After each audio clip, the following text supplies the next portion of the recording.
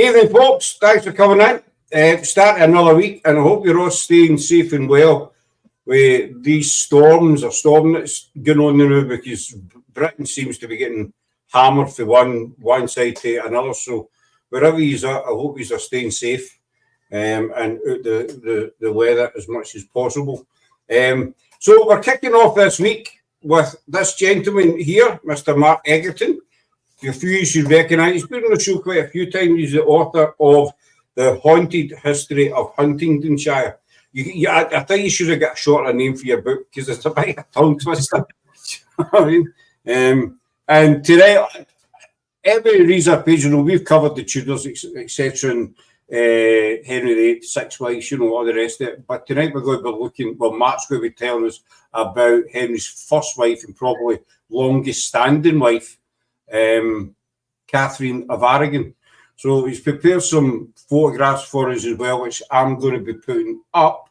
And that's it for me. I'll hand you over to Mark, who's going to kick it off. So thanks for coming in, Mark, by the way. Nearly forgot to say that. It's been a while, actually. It's been a while since we had you on. It's good to see you're still above ground. Yeah. If you want to put the first slide up, Scott. Yeah. We'll be living with this slide for a little while. Katherine of Aragon. Yeah.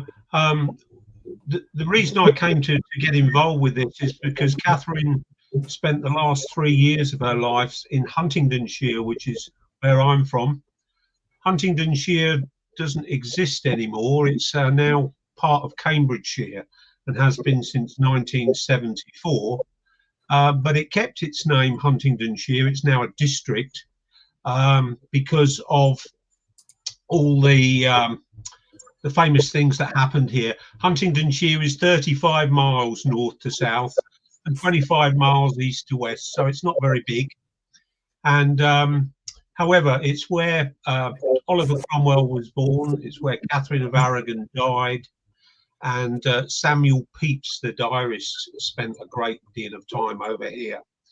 I got involved with Katherine because she allegedly haunts 2 places in Huntingdonshire, and I'll be showing you those as we go through with the slides. But I'll just give you, first of all, a little bit of background about Katherine. Hopefully there's things here that you'll find interesting and that you've not heard before. I guess I wanted to kick off and say Catherine or Catherine. What I mean by that is the spelling of her Christian name. Sometimes it's spelt with a C, sometimes it's spelt with a K. Why is that? Well, basically, she came from Aragon in Spain, and the 2 spellings with a K or a C are acceptable. So it doesn't really matter how it's spelled. She was born on the 16th of December 1485. The place that I can't pronounce, I think it's something like Alcalá de Henares. It was in Aragon in Spain, which is where she came. As early as 1489, when she was 3 to 4 years old, a treaty was signed between England and Spain, agreeing that she would marry Henry VIII's elder brother, Arthur. And as I said, she was only 3 or 4 years old at that time. So there's a lot of politics going on here. As you may or may not be aware, the Spanish and the English were forever fighting. Fighting cost a lot of money, and it also cost a lot of lives. And so, having an alliance and a friendship between the 2 countries was quite important to Isabella and Ferdinand, who were the king and queen in Spain, and Henry VII, Henry VIII's father. That was going on. On the 18th of July 1497, when she was 8 years old, another treaty was signed, agreeing that she would come to England when she was 14 to marry Arthur. That's Henry's older brother. And a dowry was agreed of 200,000 crowns, and it was agreed that this would be paid in instalments. Now, because they were so young and both countries practiced the Roman Catholic religion, they had to seek dispensation, permission from the Pope. She eventually, after she was due to sail over to England, and there was a number of delays because of storms and other hiccups. She eventually arrived in England on the 2nd of October 1501, and she was then aged 15 years old. She eventually married Arthur on the 14th of November 1501 in the old St Paul's Cathedral. I say old because that cathedral was destroyed in the Great Fire of London in 1666. Arthur at the time was 15, and a lot of history books say that Catherine was 16. That's not actually correct, because they married in November and Catherine's birthday was in December, so she wasn't 16 until the month after. So technically they were both 15. That's something that you'll find in a lot of history books. Now, Arthur, although he was only 15, he was still the Prince of Wales, and he had duties, and most of that was carried out at Ludlow in Wales. And it was there in Wales on the 2nd of April 1502, Arthur died of something called the sweating sickness, which is a form of the plague. It's one of those illnesses that crops up every 200 or 300 years. Catherine was very ill too, but it was Arthur that died. So in May 1502, Ferdinand and Queen Isabella of Spain were anxious not to lose an alliance with England, so they instructed their ambassadors to try and negotiate a marriage to Prince Henry. Henry VII has also received some of the dowry from Spain, and he doesn't particularly want to give it back. So they were looking to negotiate that they could marry Arthur's younger brother, Henry, who later became Henry VIII. A lot of negotiation followed involving Ferdinand and Isabella, the Pope, Julius II at the time. And there was also some things going on in Spain. I believe the Queen died, Isabella, and so the sort of politics of the world changed. One of their other children had married somebody from another foreign country, and so suddenly Catherine wasn't quite so attractive to Henry VII, and he felt he could probably do better for his son. Catherine also was quite a sickly lady, and she suffered several bouts of illness, and people feared that she would die. In the period that followed her death, followed Arthur's death, and her marrying Henry VIII, neither the King of Spain or the King of England would give her any money. So she was quite in a difficult situation financially. In 1507, she took on the role of Spanish ambassador. So she was representing Spain in the English court. And the English thought, oh, this will be a walkover. We'll be able to get her to do whatever we want. But she was a tough cookie. She was a very clever, smart lady, and she wasn't to be pushed about or anything like that. She was very good at it, and of course that gave her an income. She eventually married Henry on the 11th of June 1509. She was 23 and he was 18. I always say to people, because a lot of people don't remember this, she was married to Henry for about 25 years, and the other 5 wives he married later, I think between them amounted to 10 years. So she was... There wasn't a lot of years, you know, between the two before we come on, you know, Anne Boleyn and the rest of them. Yeah. Years up, years up. I said years. When you had the years together, It's not very many, you know, at all. Yeah, I think Catherine is around the 25-year mark, Scott, and the other 5 wives together are about 10 years. So she was married to Henry for quite a significant time.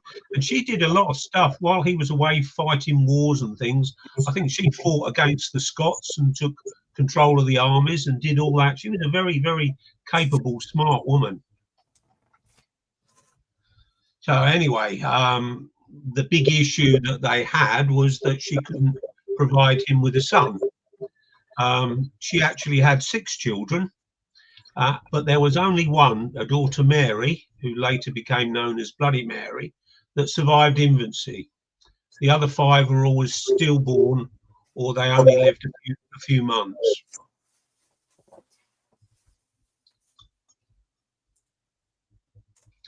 Anyway, in June 1529, Henry VIII instructs his court officials to look into the possibility of a divorce. Anybody who knows the Roman Catholic religion will know that divorce is a no-no. The Pope was opposed to it, and there was absolute chaos, really. In the meantime, while all this was happening, he decided he'd had enough of Catherine, and she was basically farmed out. She was found embarrassing to have around the court or indeed anywhere else in London. And so she was she wasn't a prisoner as such, but she couldn't come and go as she wanted.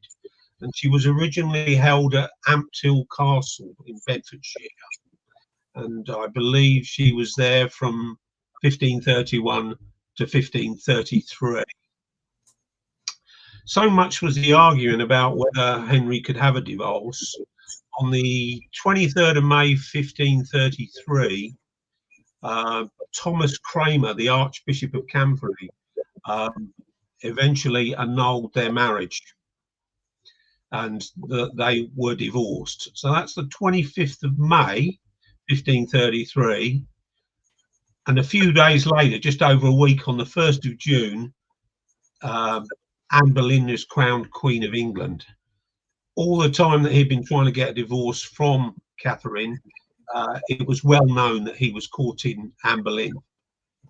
And on the 25th of January, 1533, Henry and Anne were secretly married. So that's before he's actually divorced from Catherine. Mm-hmm. On the 30th of April, 1534, Parliament passes an Act of Succession, which basically declares that Catherine and Henry's daughter Mary is illegitimate. And this was one of the principles of him first marrying. She was married to his brother Arthur for a short time, and there was a big debate as to whether or not that marriage was ever consummated. They were both only 15 when they married, and within 6 months of marrying, Arthur had died of the sweating sickness. So because Arthur had now grown tired of Catherine, and he used the fact that he hadn't got a son, I think basically he was just looking for a younger model, which he got into the swing of doing quite a lot. I think as well, one thing worth mentioning, Scott, is Catherine, Henry is sort of portrayed as this horrible, horrible man. He, in his youth, was quite athletic, was into jousting and tournaments and all that. And he had quite a serious injury, head injury, and that changed his personality. And not a lot of people know that. They see him as a horrible, ruthless man. But he wasn't always like that. So we spoke of this. I was talking about this in the shows just the other week there, a couple of weeks ago as well. Yeah. That, you know, when Henry started out, you know, obviously Arthur, he was lying for the throne. Henry, it wasn't put to the side, but Arthur got all the attention. Then when Arthur died, Henry was thrown into the limelight. But when Henry was crowned, for what I know, that he promised, you know, he would be a good king and the country would prosper, the people would prosper. Well, and it was quite fair. And it was after the head injury that he became a bit of a tyrant. So obviously, you know, the accident damaged something. Yeah. And we've all heard of it, you know, people get bumps in the head, they get amnesia, or, you know, the whole personality changes, etc. And I think that's what happened to him. You know, I'm no medical expert, but he did, as you say, Mark, it's just funny you mentioned it, because we were talking about that the other week, how he the shift in his whole personality. Yeah, there's no doubt about it that this jousting accident, head injury, changed his personality, and he became the tyrant of which he's known for. But I think it's worth mentioning that you know, that wasn't always him. He was apparently, you know, a very nice, kind man, and you know, the man that Catherine married. But that injury, I think probably as well, with a little bit of power, when you're suddenly a king, you can have whatever you want, you know. And as is well known in the issue over the arguments he had with the Roman Catholic religion, namely the Pope, got him to a point where he'd actually dissolved the monasteries in 1536 and said, right, you can stuff your Catholic religion. I'm going to have my own religion here. It's going to be called the Church of England, and I'm going to be the head. If I want to divorce or I want to do whatever I want to do, I shall do it. And you know, that's how the monasteries were dissolved. As it happened, that sort of coincided with the time that Catherine actually died. What I've just told you really is the sort of early part of, well, a big chunk of her life, obviously, but I got more involved when she moved to my area where I live, Huntingdonshire, and so I shall sort of press through some of the slides now and told you what happened to her after she was at Ampthill. But basically, she was from about 1531. She was shunned from the court in London, and she was sent to Ampthill Castle in Bedfordshire. And she was there roughly about 3 years. If you look at the slide in front of you, you can see a couple of things. You can see those badges which have a crown on the top, and below them, that's actually a pomegranate. Back in Aragon, when she was a little girl, she had christened herself the Pomegranate Princess. In Spain, the pomegranate was a sign, ironically, of fertility and love. And obviously the crown is to denote that she was the queen. You'll also note in the picture there, which I had drawn by an artist for my book, she appears to be holding a handkerchief. I just wanted to point that out to you, but I'll talk to you about that in a bit more detail. If we go on to the next slide then, Scott. Yeah, that slide there is Arthur. That's Henry's older brother, who she originally married. And the badges you can see are the insignia of the House of Tudor, which was their surname, the Tudors. And yeah, Arthur was who she was married to originally. Okay, if you take the next slide, Scott, there's the man himself, Henry. As I've already pointed out, wasn't always a tyrant, wasn't always a great big fat man. In his youth, he was very fit, very athletic, did lots of things like hunting, jousting, and all the things that young men do, and was extremely pleasant-natured man, and also very athletic. So if you have the next slide. And that's their daughter, Mary, Henry and Catherine's daughter. She later became known as Bloody Mary.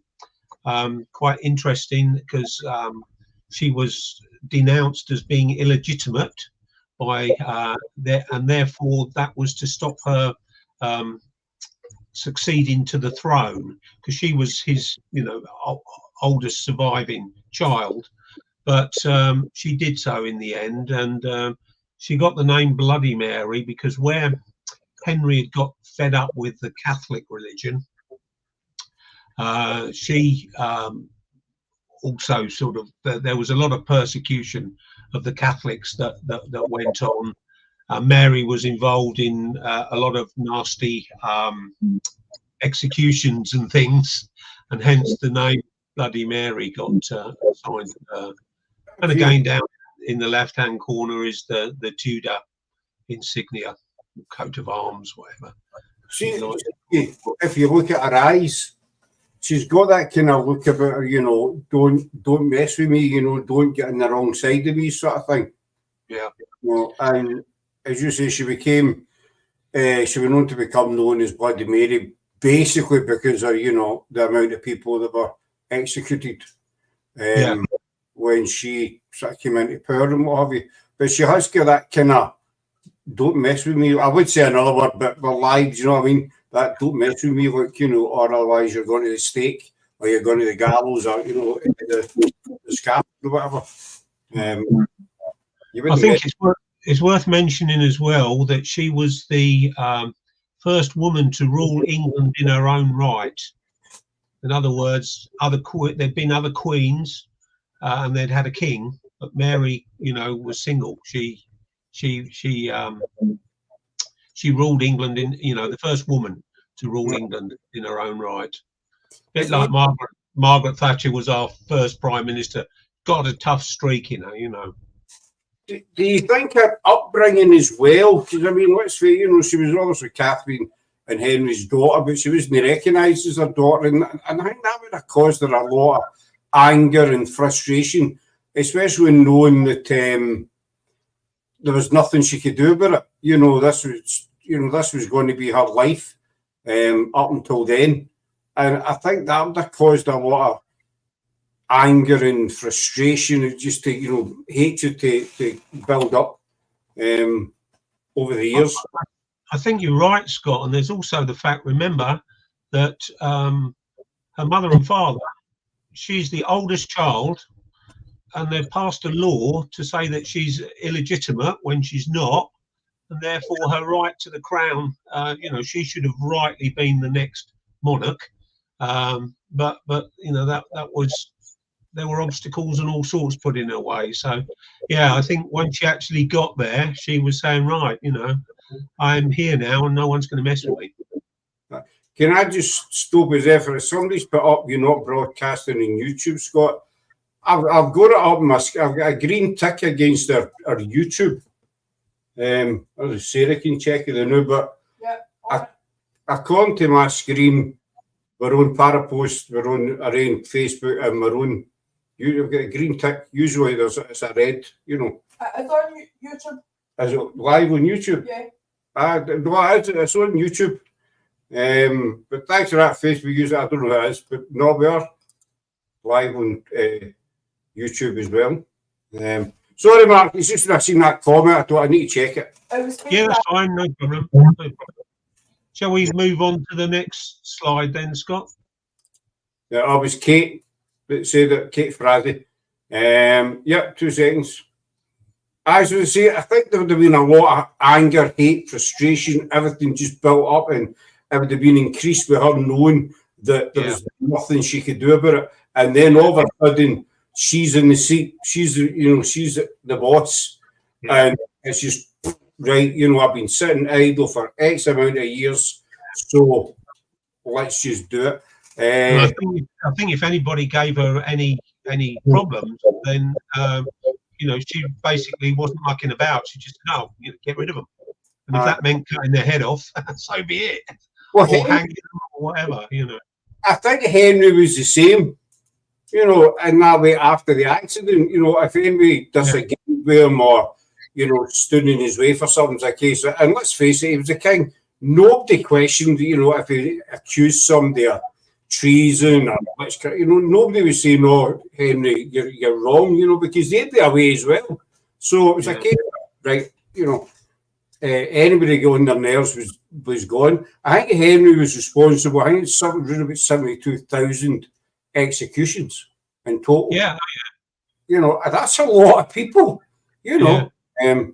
Somebody's saying the nursery rhyme Mary Quick and Cherry was about her, and she was also taught. I don't know if it's related to Mary or not.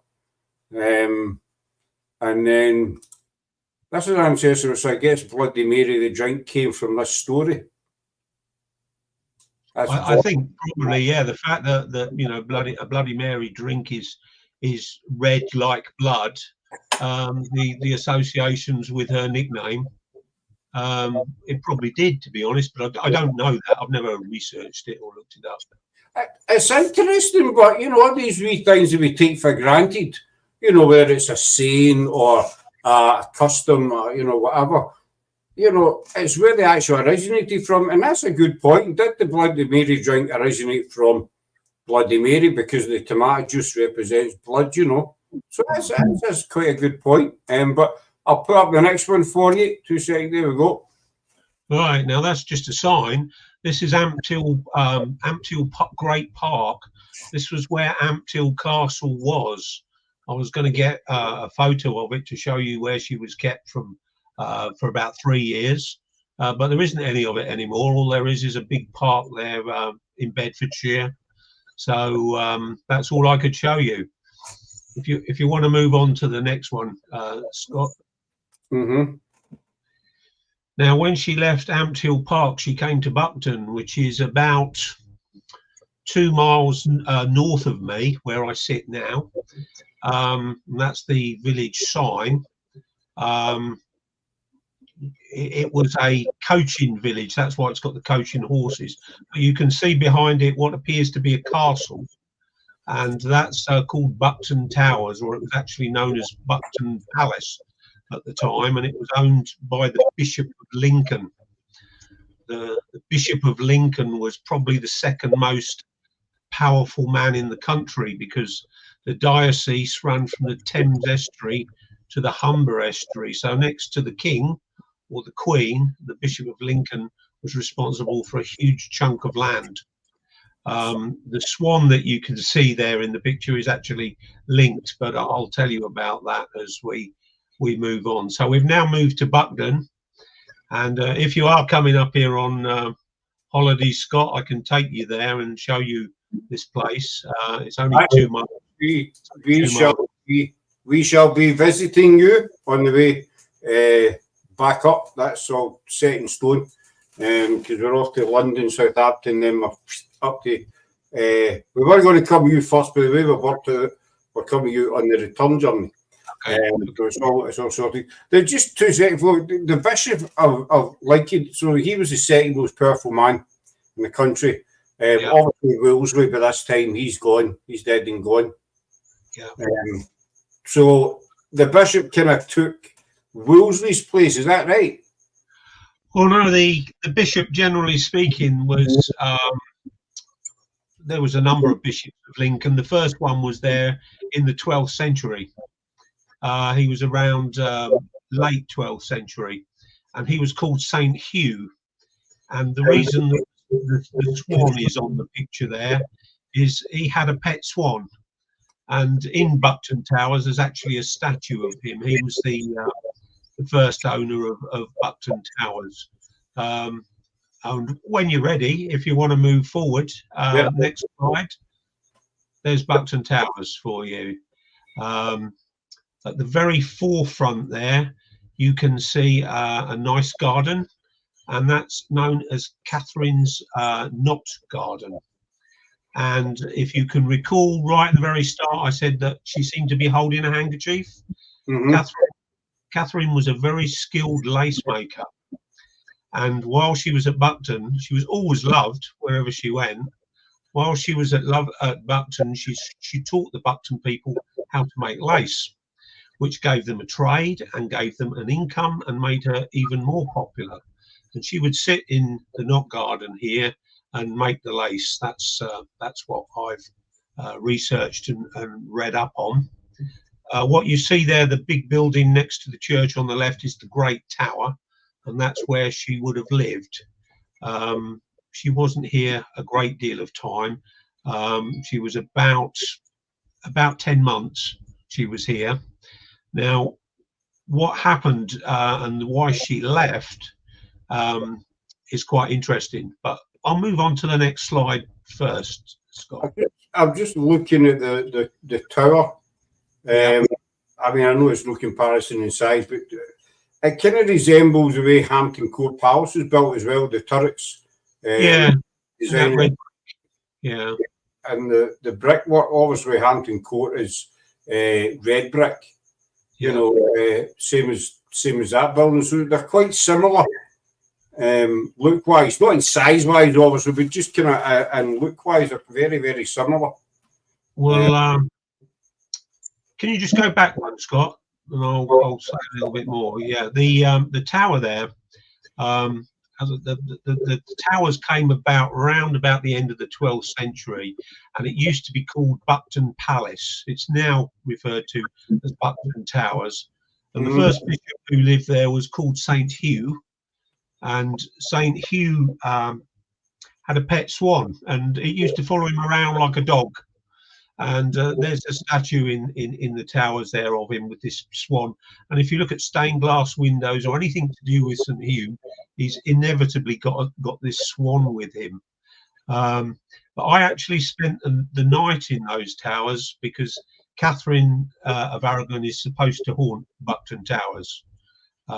We didn't find Katherine of Aragon. We had some stuff go on that was of paranormal nature. But we didn't find anything that we could actually sort of say, oh, that was to do with Katherine of Aragon. So looking at the front again at the Knot Garden, if you go to the next slide, Scott. Just Kate's got questions for you. Was it a sign of wealth to have a pet swan, or was it a gift? I really don't know the history of it. I looked it up because I was intrigued as to why the Buckton village sign, when I used those village signs for each chapter of my book, and I couldn't understand what was relative about this swan. And so, you know, I dug in and went to the library and in the archives, but I don't know, he just befriended a swan. I don't know if it was given to him, but this swan is literally followed him around, just like you have a dog at your heel. He had a swan. Yes, you know, some people have got unusual pets, haven't they? You know, I have ones that a chicken as a pet. Not that you see a pet chicken, but this is what it had, you know. I didn't put it in, but I could have put a slide in of the statue that's in the towers, because there is more of the towers than you see there. There's a proper gatehouse to the left of you, and you know, a little bit more than you can see there. But if you go to the next slide, Scott, yeah, that's the gate to those gardens that you saw. It's called Queen Catherine's Garden, and you can see there her emblem, the pomegranate, and the crown above it. And if you move on to the next slide, Scott, there's the Knot Garden. That's taken from inside the towers, not the actual big tower that you saw there, but so there's a courtyard, and there's some steps, and I got up the steps and sort of took that over the wall. But you find that on anniversaries like her birthday or her death, and they have a big festival for her, which I'll tell you about later. Right in the middle of that slide, you can probably see in the sort of gravel at the far end, there's a sundial. And people come in there on her birthday and on the anniversary of her death, and they place pomegranates on those. It's known as Catherine's Knot Garden at Buckton. Now, you can come to this Buckton Towers, and it's amazing how many people don't know about it.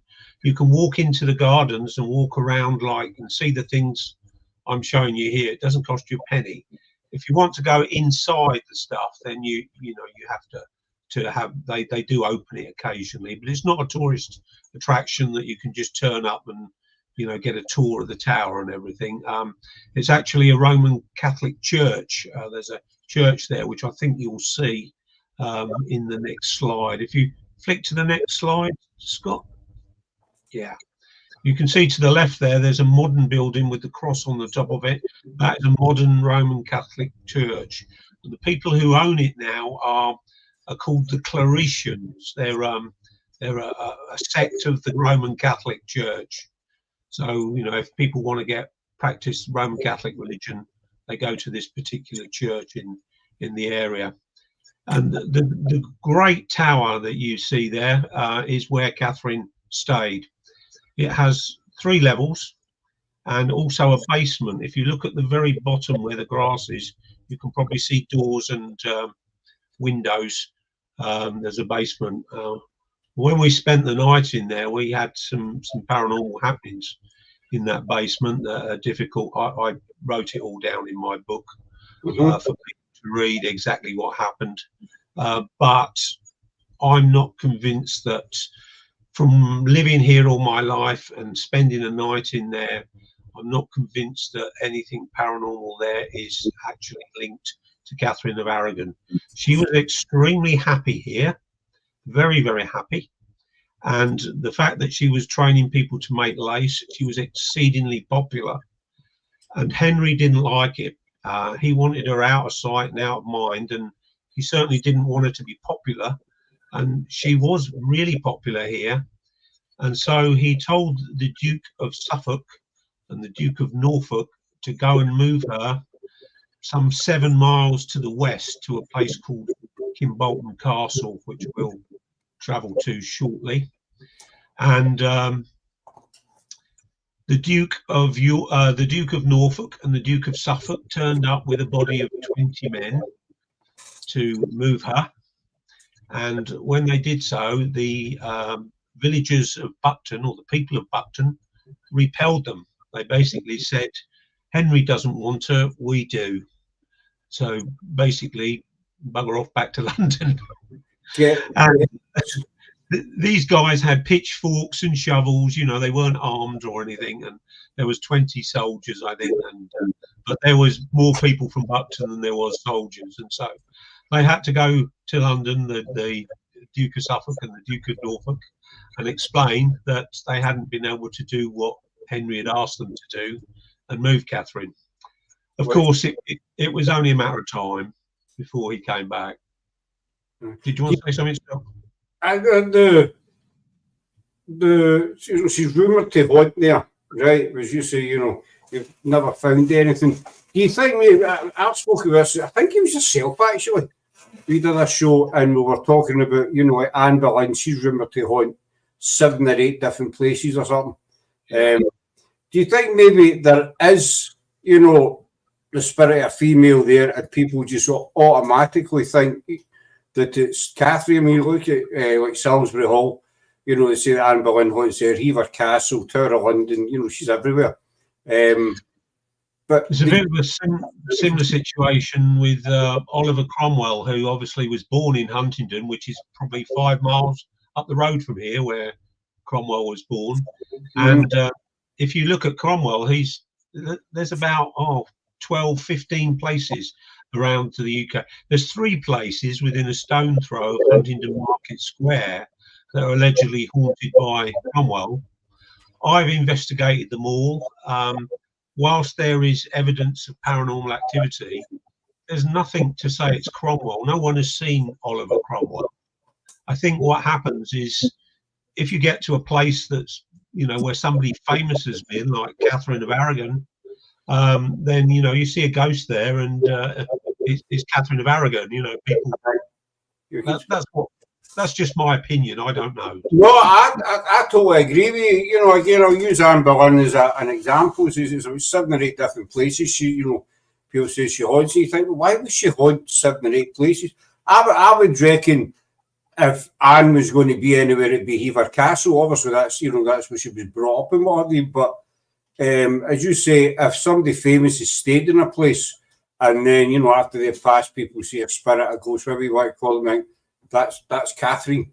But it could be just, you know, maybe one of the servants or one of the former residents, you know, somebody's wife, whatever, and no necessarily Catherine. You know, who knows? There has been numerous reports over the years. I'm over 60 now, and I've lived in this area, well, basically 2 miles from Buckton Towers. So I've had an interest in the paranormal since I was a teenager. And so, you know, any sort of tales of hauntings at Buckton Towers or anywhere in Huntingdonshire, I was really interested in. But when you actually analyse all the various paranormal things and what's gone on, I can't see how anyone can say, oh, you know, that was definitely Katherine of Aragon.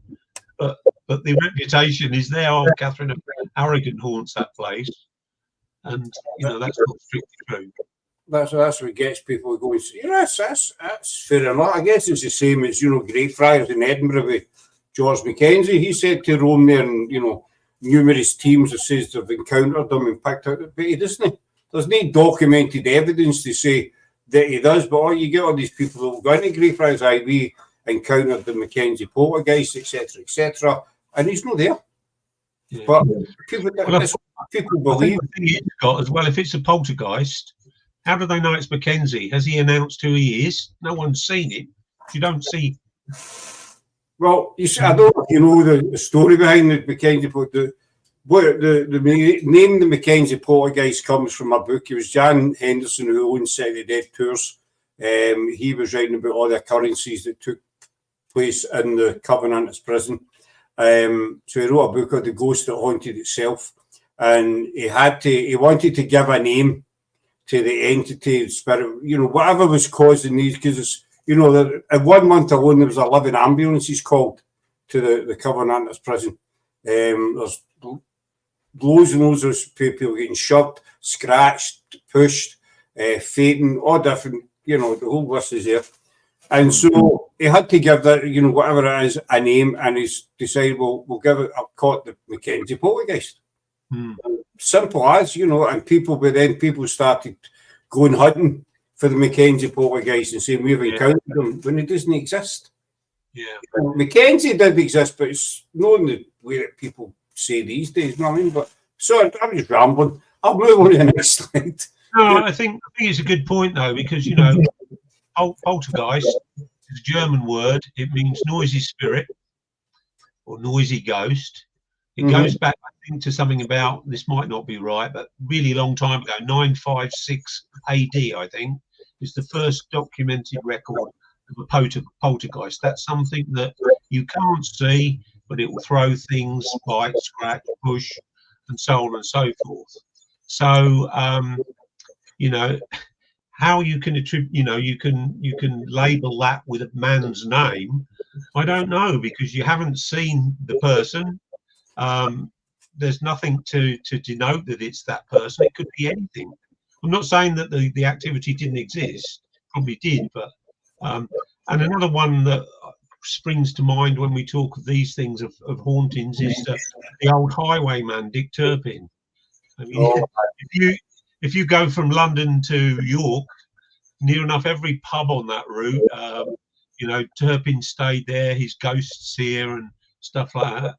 It's a load of rubbish, really. It's just a way of people in through the door, curiosity. I always remember watching one of the UK ghost shows, shall we say, you know, and there was a Halloween special, and they were on the trail of Dick Turpin, and they were in this forest somewhere. I can't remember the name of it, but it was associated. It was Turpin's hunting ground, you know, when he was doing his stuff with his gang. And so they went in and they met Turpin. Turpin was there with his horse. His horse was there as well. I think Black Bess, was it Black Bess? His horse was called. Yeah, Black Bess was his horse. Yeah, in Huntingdonshire, which I said is a very small place. In my book, there's 2 pubs that are allegedly haunted by Turpin. One of them actually is in Buckton, where we are now. It's a place called the George Hotel. Again, I'm not quite sure how people have attributed that. Definitely there's been paranormal activity. It's appeared in the newspaper, but how it's been identified as Dick Turpin, I'm not quite sure. The other one is a bit further north, a place called Stilton, where the cheese was first made. And it's in the pub where the cheese was first sold. Now, I found records that Turpin did stay there, He was on the run and he did stay there. So there is a bit more credibility to that one. But the one in the George, although I acknowledge in Buckton, although I acknowledge there was paranormal activity, I can't honestly say that any of that's been reported says, oh, that's definitely Turpin. The thing is, it's got an upstairs corridor where the hotel rooms are, and it's got like a wooden bolt hole, and they say that if Turpin was upstairs in the bedrooms and the police came downstairs, he could go out of this bolt hole and it led straight down to the stables. He'd be on the back of his horse and out the gone, you know. I think, I think if you get somebody, famous, whatever it is, up here with William Wallace, you've got a Drossing Castle and there's a place nearby, it's Craigie Castle. It's not so much a castle, I think it's a couple of walls that's left there. But, a Drossing Castle, people say, well, that's where William Wallace was born. It wasn't. He was born, obviously, just outside Paisley, somewhere in that area. But they say that he haunts up at a Drossing Castle. They also say that he haunts Craigie Castle. And the Craigie Castle he did, go to Craigie Castle, but it was very, very, how can you describe it? A very, very, very little association with the place. It was like a fleeting visit, I mean, he was all around here, he was all at Scotland, but, so people say that they've encountered him up at Craigie Castle, they've encountered him at Drossing Castle, and I think if you get a famous name linked to a location, people automatically assume, well, that's him or that's her. So it's the same with Catherine. That must be Catherine, when it could be. As far as I know, the only places that she's said to haunt is Buckton Towers and Kimbolton Castle, which is where she died, which we're going to come on to very shortly. But as I said, she taught the Buckton people how to make lace, was very, very popular. Henry didn't like it, sent the Dukes of Suffolk and Norfolk to take a body of men and move her, and they got repelled by the villagers with pitchforks and all sorts of things. And I don't know if it still exists now, but it certainly did sort of in the last 10, 15 years. They always had a lace making club in Buckton, right back to Katherine of Aragon's days, from her lace making skills. So that's a fact that isn't particularly well known, that she could make lace. She learned in Aragon when she was a really young girl, because she came over to England at 15. So yeah, that was a skill that she had. So yes, Henry VIII, of course, on learning that she'd been repelled, he sent a larger body of men. This is the ground floor at Buckton Towers, what we just saw. This is called the King's Room. They've had paranormal activity reported in here. The other upstairs rooms now are basically bunk beds and wash stations. They have kids that come to stay, and they sometimes put people up. They're basically, it could be a big hotel really, but not on that sort of scale. It's pretty basic. There's bunk beds and these sort of wash stations. You can't get a shower or a bath or anything, but you can wash your face and wash in a sink and things like that. And they have children come in the summer for sort of venture weekends. So they don't really like you to talk too much about the ghosts, because the kids don't want to frighten the kids and stuff like that. But there's an interesting incident that was reported in this room. They had a group of nuns staying, and the nuns reported seeing monks here. Whether it's true or not, I don't know, but I can't think of why a group of nuns would want to make that up, Why would why would they? Yeah. Make it up. Yeah. Now, also in this room, I know there's a sort of spiral staircase, concrete staircase. I've got a nice photo of it, but I didn't put it in this slideshow. And a few years ago, there's a road up here that called the A14, and it was being built, and they had some workmen who were staying here. and the workmen were staying upstairs, and they came home from work. They washed and changed and were going to go out to get a bite to eat. And because when they came down the stairs, at the bottom of it was the apparition of a Cromwellian soldier. And it frightened the life out of them. Apparently, they ran back upstairs and on their mobile phones phoned across to the Claretian people, the head office, the office across the way, and said, you know, what had happened. Can you come and get us? But apparently they were so shook up they never went out that night, so they didn't eat. So they're fairly recent stories, but there's untold other stories. But that room you see is the ground floor, and it's called the King's Room. And if you want to go on again, there's quite a nice picture of Buckton Towers in the snow. Gives you an idea. There's on the very left-hand side you can see the gatehouse. They're sort of in between the big tower and the gatehouse. Those are that's a bit more up to date. They were sort of Victorian houses. The rest of it is round about 12th century, late 12th century. So that's Buckton Towers. So that's bigger than it actually for the other photograph. Seeing it, yeah, it's quite a fair size. Oh yeah, it's got a perimeter wall as well. You can see on the left-hand side, Scott, you can see an archway. When you walk through that archway, there's a big board with all the people that have stayed there, and these are all kings and queens and Cardinal Wolsey and Samuel Pepys and all sorts of sort of very famous people. But if you actually, where you walk up to that gateway, there's an outside perimeter wall that runs around it. Right. So you know, when you do come up here, you know, I can walk you in there, and you'll like it. It's nice. It's nice to see. You can, if anybody's thinking of coming up this way, the gatehouse that you can see there on the very left-hand side, you can hire a room there. You know, I was talking to you about that, Scott. You had a look at them, didn't you? And they're quite reasonable. And you know, you can spend the night in the towers. They're in these rooms, and you can. They're apartments. It's self-catering, but you know, you've got a shower and stuff like that, and beds, and they'll hold rooms that will hold 3 people, 5 people, and so on. They get booked up in the summer really quickly because obviously people are attracted to the location. That's and it draws in people because, you know, just the sheer history of the place, you know, and then as soon as in Katherine of Aragon, you know.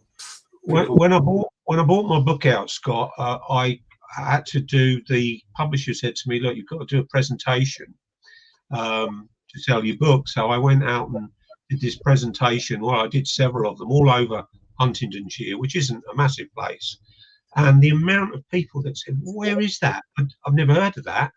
And I said, "Well, it's a Buckton." I said, "Well, I know Buckton, but I didn't know this was there." And I said, "Yeah, you know, go and have a look. It costs you nothing to get in and have a walk around the grounds and that, you know, nothing. If you want to go in the towers and that, you know, they do tours, I think, but during the summer months." I mean, it's amazing the places in this country that you don't realise it's there. We had the same with Caldwell a couple of years back, and I drove by it's a 280-acre estate. This place, you know, Caldwell. It's abandoned now, you know, but you drive by and it's just one wee gate that lets you into. Obviously, this place here is a lot bigger, but we had no idea that this estate was there.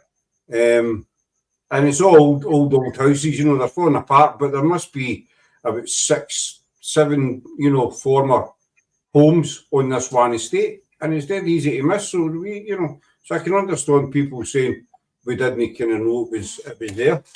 But no, that's beautiful, and we're looking forward to having a wander round.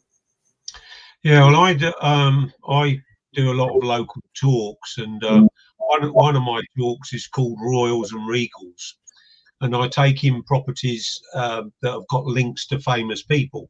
and obviously this is one of them, Buckton Towers, and Kimbolton Castle, where we're going to next. And I also do Hinchinbrook House in Huntingdon.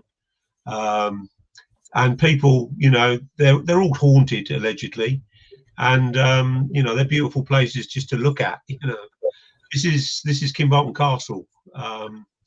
What you see at the forefront there of the picture is actually the gatehouse, and yeah, it's a lovely place. It's now a private school. It was home to a family called the Montagues. They were quite a well-to-do family, and they were the Earls and Dukes of Manchester, and they lived here from about 16, I think it's 1605, 1610. That's just off the top of my head. And they lived up here until I'm not sure the exact date, but it became a private school. I think it was in the 1950s, but I'm not 100% sure on that off the top of my head. Some things stick in my head and some things don't. So it's a school now where they get Arab princes and all sorts of people. But this is where Catherine was taken, and it's where she eventually died. She was here for almost 2 years, and she was incredibly unhappy.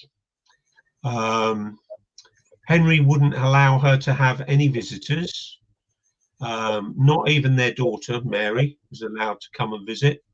So any visitors she got were probably in an official capacity to discuss divorce and all the things that she wanted. But she was stoutly against, she recognised herself right till the very end as the Queen of England.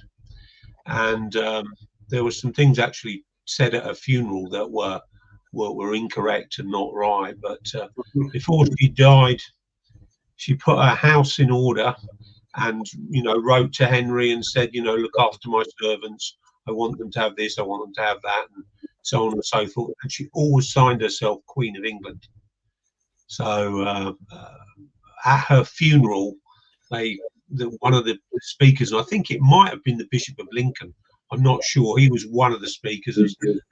A guy from Ely spoke, and he sort of said that just before she died, she admitted that she wasn't the Queen of England, which was totally wrong because of all the stuff that she wrote. Almost that up to the day she died, she signed herself Queen of England. So I don't think if she knew that she wasn't, she would have said that. Do you think that was to please, you know, this guy was saying that to please Henry? Because obviously if she wrote to Henry, you know, just prior to her death and says that, you know, I want this and that and look after so, and she said that this would have enraged Henry, because obviously by then Anne Boleyn that was with Henry then, I'm assuming. And so maybe this guy's just said that because of the, you know, because he knows that Henry would have had ears everywhere. Oh, without a doubt, yeah. You know, it was obviously said because it fitted within with what the king wanted. You know, he remember he'd already married Anne Boleyn. She was crowned Queen of England in 1533. So yeah, this was Kimbolton Castle. That's the gatehouse that you see there. I'm trying to think who designed it now. It's a very famous architect. I can't think of his name at this moment in time. But if you go on to the next slide, Scott. Right, that's the Pellegrini staircase. That beautiful painting you see there was by an Italian artist called Pellegrini, and this is known as the Pellegrini staircase. But there has been reported sightings of Katherine of Aragon on these stairs, and there's also been reportings of her sort of upstairs in the quarters. While she was here at Kimbolton, she was incredibly unhappy. As I said, she wasn't allowed any visitors, and so she hardly went anywhere. She went to the chapel, which I'm going to show you the next slide. The chapel She was a devout Roman Catholic, and she went to the chapel every day to pray. But other than that, she hardly left her quarters in the castle, and was, by all accounts, very unhappy. Kim Bolton was also. We live in a part of the country here known as the Fens. I don't know if people have heard that term before, but the Fens is a very flat part of East Anglia, and at one time it was underwater. It was drained, a bit like the Dutch drained parts of Holland to reclaim land. So at the time that Katherine was here, she would have only been less than 10 miles from the water. So when she died, there was a big debate over her death, because she was only 50, and some people believe that the harsh Fenland climate was the cause of her death, and other people believe that she was poisoned by Henry VIII. And the reason they believe that is because she was only 50, they conducted an autopsy, and all her organs seemed to be quite healthy, except for her heart that was blackened. And whoever performed the autopsy actually sliced through the heart, and it was black all the way through, and was coated by something as well. And they felt that it was abnormal. And because Henry was so desperate to get rid of her, people felt that he'd got an assassin. And I think there was a theory that it was something to do with a beer or a wine. Somebody had taken beer or wine into her.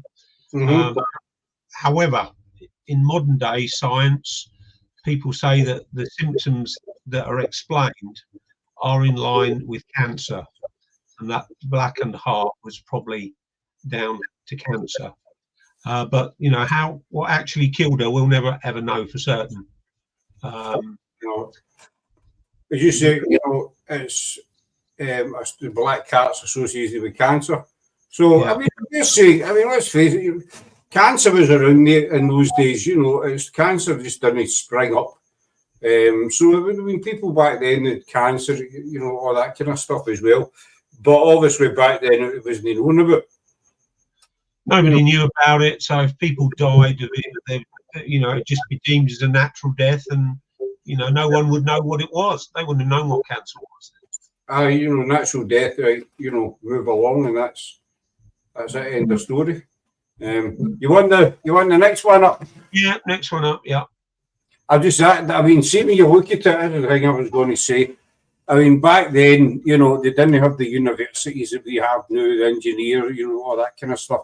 If you look at that staircase, even outside of that building, how they were built and how they withstood the test of time. Yeah, it's fantastic. Even like Hampton Court Palace as well. How they put that together, and it's absolutely amazing. But I'll pop up the next one, even that as well. Yeah, that's the chapel. Again, the paintings of I. Pellegrini. Now, we do know she went here every day to pray. As I said, she was a devout Roman Catholic. Incredibly unhappy when she was here. She was doing things right up to the time of her death. I think I did read somewhere that somebody was with her a few days, and he'd gone in there and wrote a ledger of how she was. When he got there, she was very poorly and wasn't eating or drinking, and then she seemed to rally, as people sort of rally before they die. Aye. Suddenly look as if they're getting better, and then they just walk. And that's what happened with her. And she died on the 7th of January, 1536. They put her in state in that particular chapel. It was quite a long time before they actually buried her, and all the affairs. She had a fairly, what you would call the funeral service and that of a royal person, but not quite in keeping with the Queen. If you like, she had the funeral of more of a princess than a Queen. She didn't go to Westminster Abbey and like other royals. in the past. But yeah, that's the Pellegrini Chapel at Kimbolton Castle. And if you go to the next slide. Do you think, a question for you, do you think, she didn't have a sort of royal, Queen's funeral? Obviously, Henry would have had a hand in there somewhere. Oh, yeah. Do you think maybe, obviously, he didn't want the Queen's funeral, do you think maybe he permitted a princess's funeral because of who she was, who she had been, and he had to make himself kind of still look good in front of all these people? Well, I think what happened is she married Arthur, his older brother, who obviously died quite quickly. And his argument when he was trying to get rid of her was that his wedding to her wasn't legitimate because she'd had sexual relations with Arthur. And with the Catholic religion and everything that was going there, then technically she shouldn't have been allowed to marry him, but obviously she did. And like I said, she gave him. He said that she couldn't produce a child. Well, they had 6 children, but they didn't. They either were stillborn or, well, Mary survived, but the others died in infancy. So, and in infancy, then lots of kids died in infancy. Something simple like the measles or chicken pox, what we take for granted these days and get immunised against, were life killer. They were killers in those days. There's no defence against them, but I think maybe Henry, permitted this princess funeral because he had to, make them. At the end of the day, she was a princess. She was the daughter of Isabella and Ferdinand of France. So she was, of royal birthright, Spanish. And yeah, there was a few things as well, which I'll perhaps talk you through those as we go on to the next slide, Scott, when you're ready. That's where she's buried. That's Peterborough Cathedral. But there are things like, although she had quite,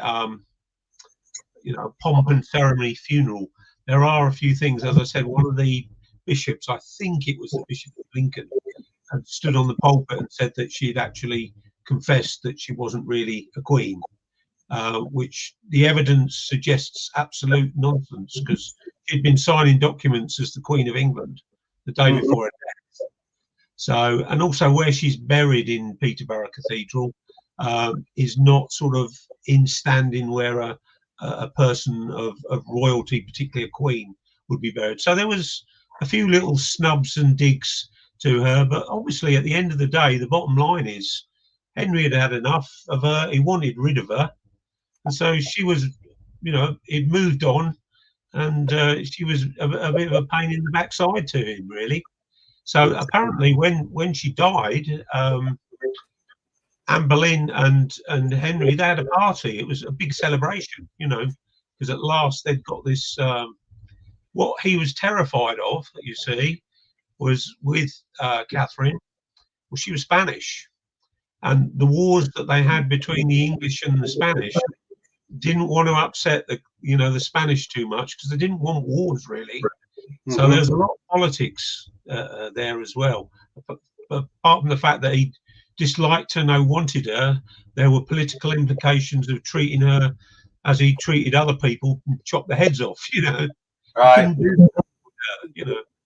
But we heard out the picture, he's looking at the big picture of the consequences of if he got rid of her like that.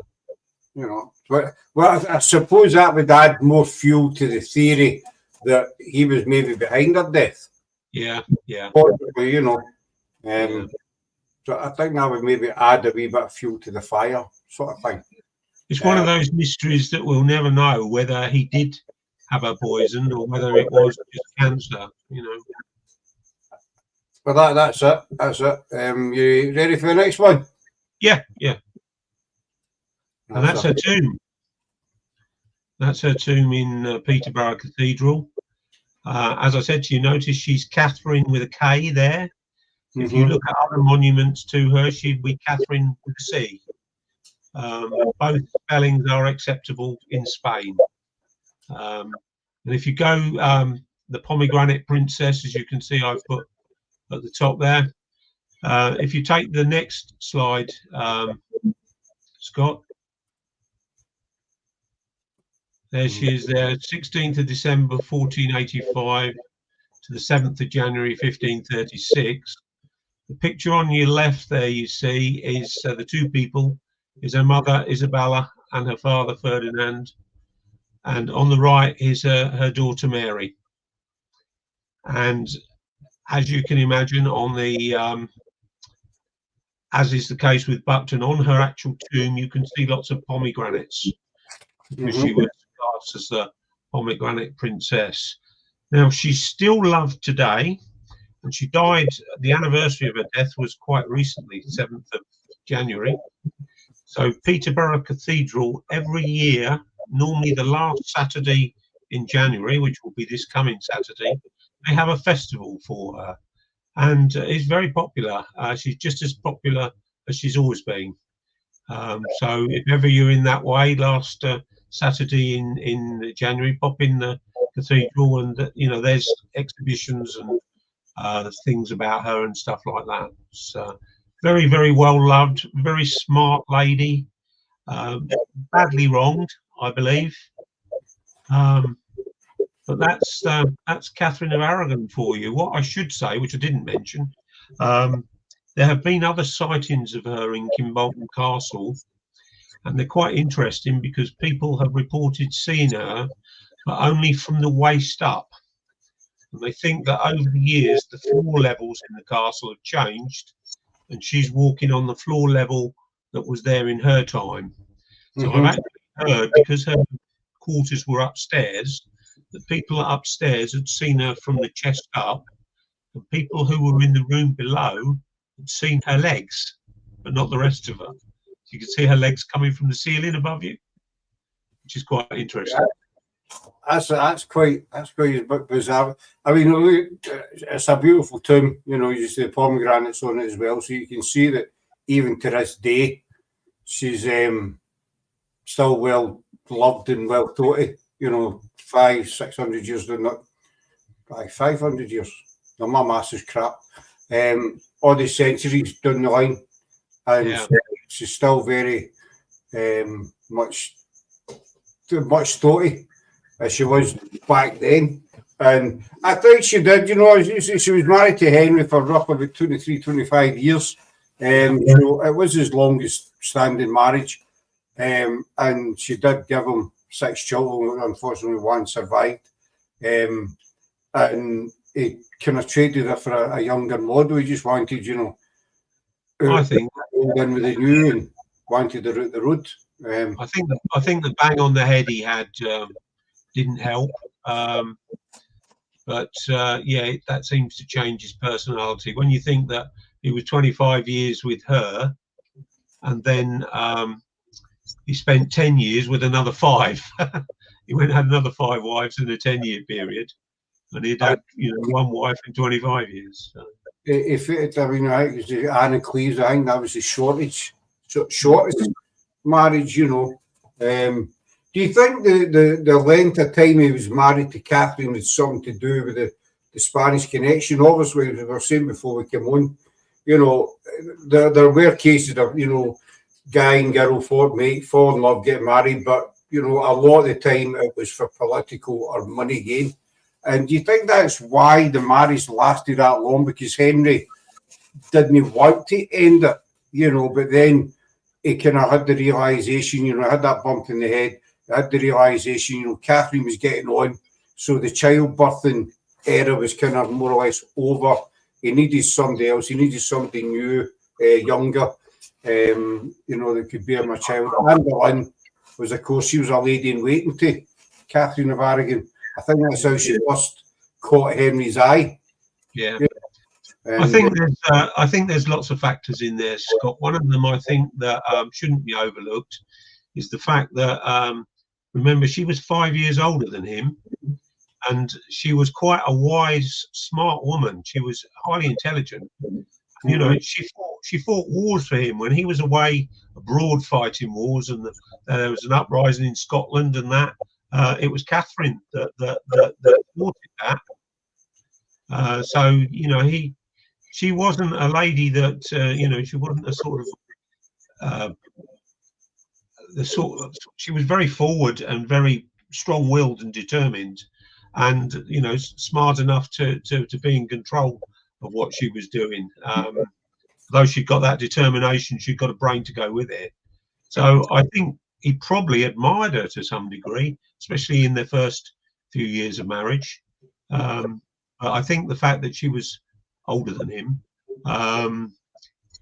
you know, you look up to someone who's older than you because they're a bit wiser, aren't they, and stuff like that. I think there's an element of that. I mean, in that respect, I might be wrong here, but in that respect, she was quite similar to four Henry's other wives. You know, Anne Boleyn was rumoured to have been quite strong-willed. Jane Seymour as well. Anne Cleves and Kathleen Parr. You had Catherine Howard, who was kind of, I don't know if it's true or no, but she was said to be quite naive and what have you. Very, very young. But I think his otherwise, you know, excluding Catherine, because Anne Boleyn was known to be quite outspoken at times, and I think that was part of her downfall. And as was, you know, Jane and Catherine and Anna Cleves when she got the chance. So I think Katherine of Aragon was quite similar to them in that respect, if that makes sense.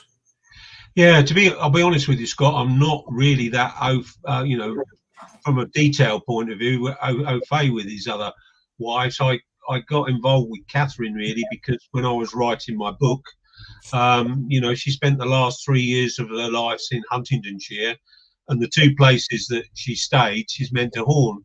I think that there's some definite credibility to Kimbolton Castle. I couldn't find anything at Buckton Towers. Kimbolton Castle is, you know, there's been a number of sightings and they've been reported. There was a very famous one during the Second World War because the troops were billeted in these great big houses and like that. And there was a troop of about 30 people witnessed her ghost, and that's documented. And so I think there is a lot more evidence to suggest that she does indeed haunt Kimbolton. But I could find nothing at Buckton. But when I was obviously researching these, I was interested in the ghost stories, and then I started to find out these little things like she was a lace maker and those things. And I thought, well, you know, I didn't know that, and I've got to put that in the book. So little bits on that, and then I had to sort of hold back a little bit because the book was becoming more of a history book than it was a ghost book. So. There's ghost stories associated with all his wives except Anna Cleves. Of course, Anne Boleyn's rumoured to haunt everywhere. Jane Seymour is said to haunt the Starlight Staircase in Hampton Court on the anniversary of Edward's birth. You know, but Anna Cleves, to my knowledge, there's no any records of her haunting anywhere. So, you know, is that a case of because, you know, after Henry, the marriage was announced to Henry, they actually became quite close. And I think she got like £2,000 per year, which back in Tudor times would have been a fortune. So, you know, was she happy with her life? You know, was she, you know, away to the other side and what have you? But I think the rest of his wives are all said to be being seen somewhere. But Anne Boleyn's meant to be the busiest, you know. Yeah. What, as I said to you earlier, what you tend to find in a lot of cases, it's people who say, oh, you know, I've seen Anne Boleyn's ghost or whatever. You say to them, well, actually, did you see her? Or what happened? And they tell you what happened and they haven't seen her. Well, how do you know it was Anne Boleyn? Was there anything, you know, did she sign a piece of paper for you or whatever and stuff like that? And in a lot of instances, I think you could probably have probably genuinely did see a ghost. But, you know, how do you know that was Anne Boleyn? You know, that's, as I said earlier on, you know, I'm not disputing that these places are, you know, there is spirits there, but is it a spirit of maybe just one of the serving girls, one of the former residents? But as soon as, you know, as soon as people say, well, Anne Boleyn lived there, so it must be her. Yeah. Not necessarily, you know, it could be anybody, it could be one of 1,000 different people, you know, being associated over the centuries with the building. But no, Catherine, I think she got royally shafted, you know, for what they're better. Yeah. You know, and she didn't get a good deal. And you know, she was a faithful, loving wife, and you know, the only thing that you could actually say, well, you know, she didn't give him a son, but she got pregnant, she gave birth, you know, and there was only one of those that survived, and it happened to be a girl. If it had been a boy, I wonder how history would have turned out. I've often wondered if Mary had been a boy. would they, you know, if it'd been a boy and it survived, you know, would Henry have stayed with her? Would he have married Anne Boleyn? You know, would he? I think he would have probably stayed married, and he would have probably had affairs in his court. You know, which effectively is what he did, really, didn't he? He met most of the women in court. Mm-hmm. That's where the court was back then. You know, the women were just more or less showpieces. You know, they made the decisions. They were, you know, they ruled the place, and women were seen as, you know, to hang on a man's arm, or if a man wanted a wee exciting night, you know, he would just pick one. Like you. I think from reading up on Catherine, I alluded to the fact that she was 5 years older than Henry, but she could make a decision, and you know, she thought clearly, she'd planned it out, and she was able to demonstrate the logic of her thinking. And I think that's probably why they stayed together as long as they did. Because let's face it, if you're going to stay with a woman 25 years and she hasn't given you a baby boy in 25 years, I don't think you'd stay 25 years, would you? Probably 10 at the most. Probably, and then you obviously you've got the Spanish English, you know, connection there that was that. Oh, there was definitely politics involved. I mean, like I said, when she was 2 years old, she was betrothed to Arthur, and she was over here at 15, getting married to him. So, and then you know, when he died tragically, it was a better idea politically for her to marry Henry to keep the sort of good relations between England and Spain alive. Well, that's it. I mean, when you think about it, you'd Henry and you'd Anne. Anne was actually Henry's, no, Anne, sorry, Catherine. Catherine was actually Henry's sister-in-law, who was the widow of his brother. Yeah. You know, and in this day and age, you think, well, would you marry, you know, if the same scenario appeared today, would you actually marry your brother's widow? But as you say, you know, to keep that Spanish alliance alive, they had to keep the connection, and that's, you know, Henry and Catherine were the connection, and they probably did love her, you know, for a period of time, and then, you know, down through the years they thought, I'm not getting a son out of this, and obviously back then. Don't forget as well, Scott was getting 200,000 crowns from the Spanish. How much would that have been worth in those days? That would have been a little sweetener. No, I mean, you 200,000 to take up, and obviously a male heir. That was, you know, that was the major thing back then. You had to have a male heir, and I think that upset Henry quite a bit. But as I said, we're even an hour and a half here, man. So I'll keep a hold of you after we come up. We'll wind it up there. Really enjoyed that. Excellent, especially the pictures as well. And when we come down, we will go up. But I've forgotten the name already. My memory's short. Buckton. Yeah. And have a wander about. But if you want to find Mark, he's on. Well, I'll let you tell where they can find you. I've got a couple of Facebook pages. When the book came out, I had to have a Facebook page. So that the Facebook page is called The Haunted History of Huntingdonshire, which is a mouthful. And everything in there is Huntingdonshire. So you'd find Buckton Towers and Bolton Castle there. But then people kept saying to me, oh, do you ever go outside of Huntingdonshire? I said, yeah, of course I do. Huntingdonshire is only a small place. and I do investigations all over the country. And so I've got another group called Haunted History, and there is a pinned post directing you from one group to the other. So if you find one of those, you will be able to find the other one from the pinned post. The book's for sale on Amazon in Kindle format only. There are various places you can get it in hardback, but it's huge.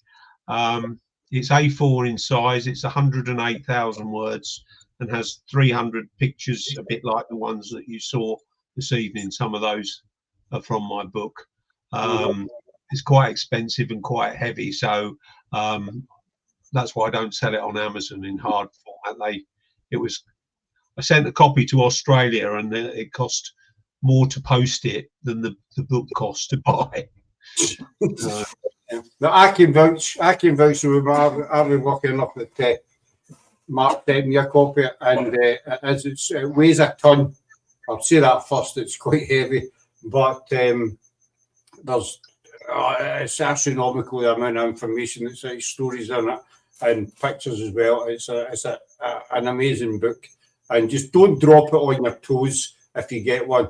Yeah, what I tend to do on Facebook is I tend to write about 300 to 500 words, and have lots of pictures.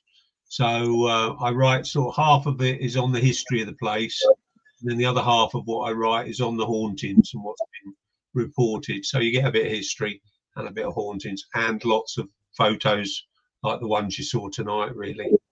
So yeah, that's just about it, really, Scott. So give him a look up and give his book a look up, folks. He's well worth it. So a big thank you to Mark for coming in. We hope you enjoyed that as much as I did. It was really good. Well, anything to do with the Tudors of that time, we loved. But we'll wind up here. We're back tomorrow night for a quick catch up with Patty Negri. Patty's coming in to say hello to us. And then Friday night we're guests on Rosie Cardy's Ghoul Gang show. So we'll go on the Ghoul Gang channel. So we'll wind up there, folks. So thanks very much for watching and your comments, and a big thanks to Mark. And we'll there's Eric saying I really love it. Cheers, my Mark. Thank you. That's Eric. He's from the other side of the pond, but he's hoping to move to sunny Scotland in the future. Why, I don't know, but it's lovely up here. You know what I mean? So cheers, folks, and we'll talk to you soon. All right. Bye.